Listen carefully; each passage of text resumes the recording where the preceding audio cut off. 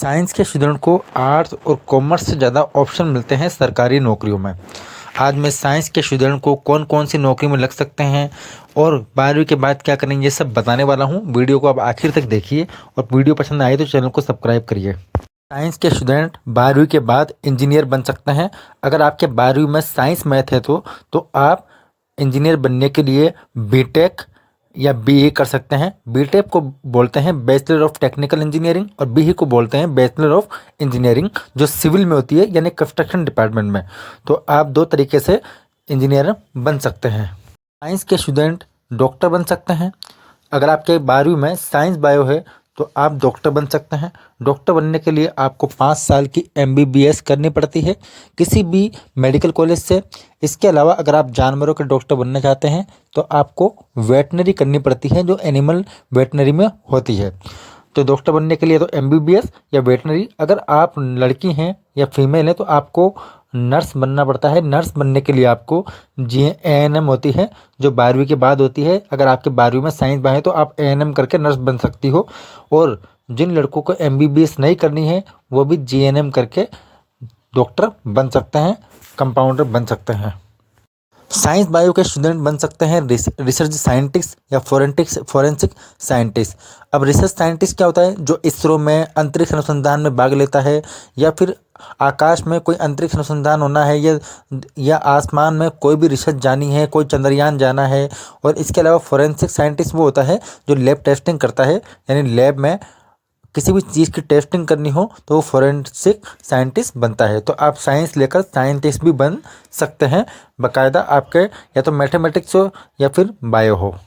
Army में जाने का हर इंसान का सपना होता है, फिर भले ही आपके साइंस ली हुई हो या आर्ट्स ली हुई हो या कॉमर्स ली हुई हो।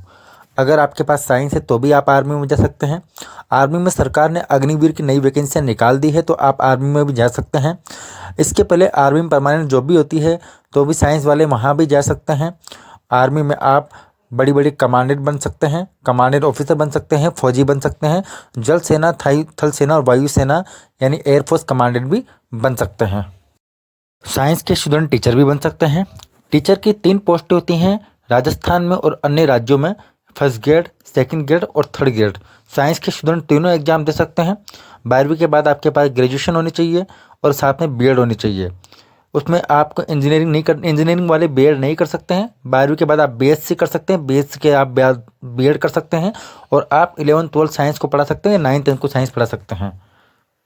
बात आती है लॉयर, वकील। आप साइंस लेकर 12वीं में 3 साल का एलएलबी का कोर्स कर सकते हैं। किसी भी यूनिवर्सिटी से एलएलबी का कोर्स करने के बाद आप वकील बन जाते हैं। फिर आपको किसी भी कोर्ट में किसी वकील के अंदर आपको प्रैक्टिस करनी पड़ती है। वो वकील कैसे काम करता है, कैसे कोर्ट में बोलता है, ये सब आपको देखना पड़ता है। उसके बाद आप बन जाते हैं वकील। तो साइंस लेकर आप वकील भी बन सकते हैं, यानी लॉयर या एडवोकेट भी आप बन सकते हैं। और एडवोकेट के बाद आप चाहे तो जज भी बन सकते हैं, जज का एग्ज़ाम देकर, लेकिन पहले आपको 10 साल की वकीली करनी पड़ेगी। साइंस लेकर आप एलडीसी भी बन सकते हैं। एलडीसी मतलब लोअर डिवीज़न क्लर्क। एलडीसी जो कंप्यूटर पर काम करता है। किसी भी संस्थान में, गवर्नमेंट एग्जाम में, पंचायत संस्थानों में या किसी भी एजुकेशन डिपार्टमेंट में आप एलडीसी बन सकते हैं। एलडीसी का काम होता है कंप्यूटर पर काम करना, यही काम होता है। और इसके अलावा आप साइंस लेकर आप बैंकिंग जॉब भी कर सकते हैं। बैंक में अगर जॉब करना है तो आप साइंस लेंगे तो आपको काफ़ी फ़ायदा होगा। बैंक में 2 पोस्ट होती है, एक तो बैंक क्लर्क होती है और एक बैंक पीओ का एग्ज़ाम होता है। अब बात आती है आईएएस ऑफिसर की, जो भारत की सबसे बड़ी पोस्टों में से एक है। आप साइंस लेकर आईएएस ऑफिसर भी बन सकते हैं। आईएएस का फुल फॉर्म होता है इंडियन एडमिनिस्ट्रेटिव ऑफिसर, जो जिसमें कलेक्टर भी बनते हैं। आप किसी जिले के कलेक्टर बन सकते हैं, इनकम टैक्स ऑफिसर बन सकते हैं। तो साइंस लेकर आप आईएएस ऑफिसर भी बन सकते हैं। आईएएस में 2-3 पोस्टें होती है। इसी तरह आईएएस के बाद दूसरे नंबर की सबसे बड़ी पोस्ट होती है IPS officer, Indian police service. तो आप आईपीएस ऑफिसर भी बन सकते हैं, आईएएस आईपीएस दोनों बन सकते हैं। साइंस लेकर आप फायर एंड सेफ्टी ऑफिसर भी बन सकते हैं। 12वीं के बाद 6 महीने का अग्निशमन कोर्स होता है, फायर एंड सेफ्टी ऑफिसर का कोर्स होता है। 12वीं में अगर आपके साइंस मैथ है तो आप फायर एंड सेफ्टी ऑफिसर भी बन सकते हैं। पटवारी बनने के लिए 12वीं के बाद 3 साल की ग्रेजुएशन मांगी जाती है। 3 साल की ग्रेजुएशन आपके पास है तो आप पटवारी भी बन सकते हैं। पटवारी वही होता है जो ज़मीनों के डॉक्यूमेंट में पट्टे बनाने के काम आता है, कास्ट सर्टिफिकेट बनाता है। साइंस अगर आपके पास है तो, या आर्ट्स है या कॉमर्स है, तो आप अकाउंटेंट भी बन सकते हैं, जो कंपनियों में फैक्ट्रियों के हिसाब किताब रखता है, जिसे डाटा एंट्री ऑपरेटर भी कह सकते हैं।